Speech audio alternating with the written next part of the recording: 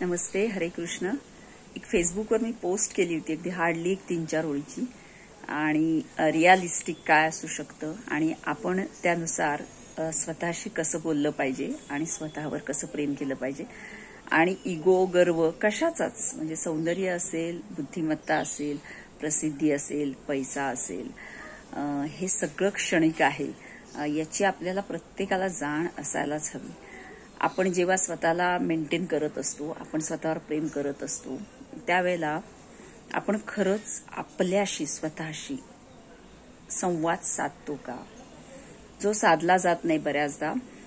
लोक बाहेर, जेव्हा तुम्ही एखादी फेमस पर्सनॅलिटी असता तेव्हा बाहेर तुम्हाला लोक कमेंट्स करत असतात वेगवेगळ्या, त्या पॉझिटिव्हली घेत आपण आपल्यावर सतत कसं काम करत राहतो. सो मेंटल हेल्थ फिजिकल हेल्थपेक्षा किती इम्पॉर्टंट असते, तर ती खूप जास्त काम करते, ती जास्त रोल प्ले करत असते.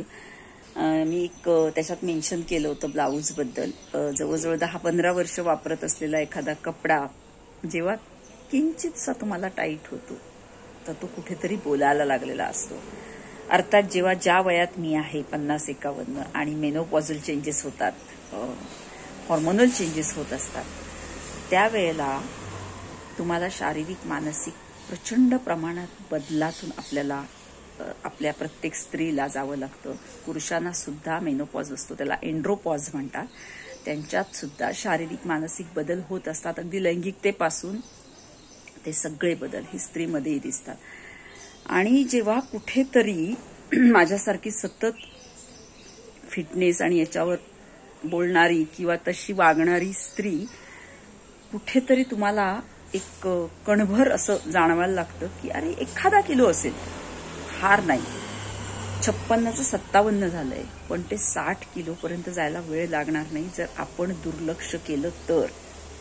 सो सगळ्यात आधी जेव्हा असं कुठेतरी 1 किलो आपल्याला पुट ऑन दिसतं, तेव्हा आपण, सगळ्यात महत्वाची गोष्ट काय, तर आपण आपल्याला स्वीकारणं, स्वतःवर प्रेम करणं, स्वतःला ओळखणं आणि त्यानुसार आहार, व्यायाम या सगळ्यात बदल करणं.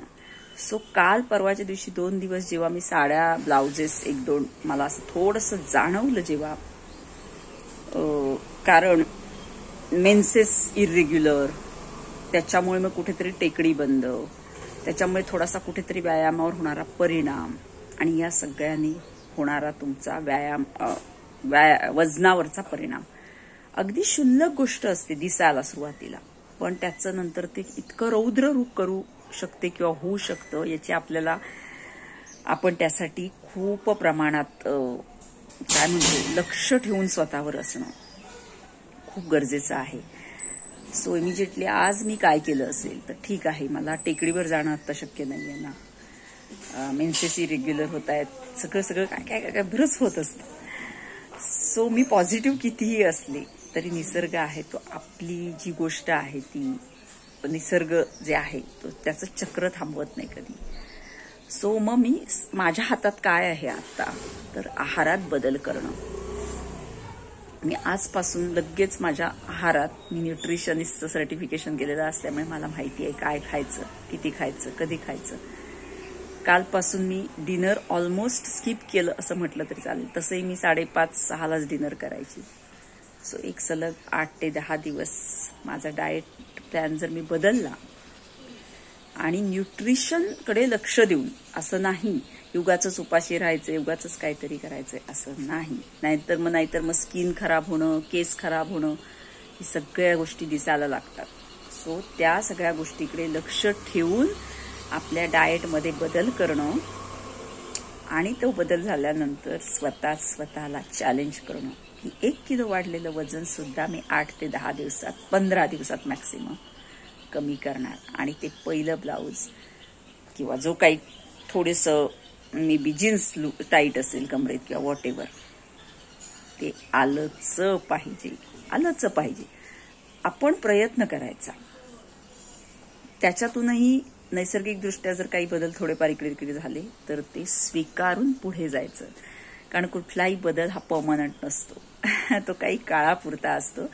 ज्या माझ्या कोणी सख्या वाचक या मेनोपॉझल चेंजेसमध्ये आहेत, सो त्यांनी असा एक ॲटिट्यूड, सकारात्मक ॲटिट्यूड ठेवा आणि स्वतःमध्ये व्यायामात, आहारात छान बदल करा आणि कायम छान दिसा. पांढरे केस सुद्धा खूप छान दिसतात, सुरकुत्या सुद्धा खूप छान दिसतात.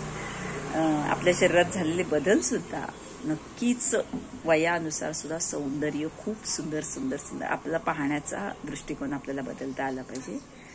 70, 75, 80 मध्ये सुद्धा आजी आजोबा खूप छान दिसतात. सो प्रत्येकाने छान दिसण्याचा अधिकार आहे, छान राहण्याचा अधिकार आहे. काळजी घ्या.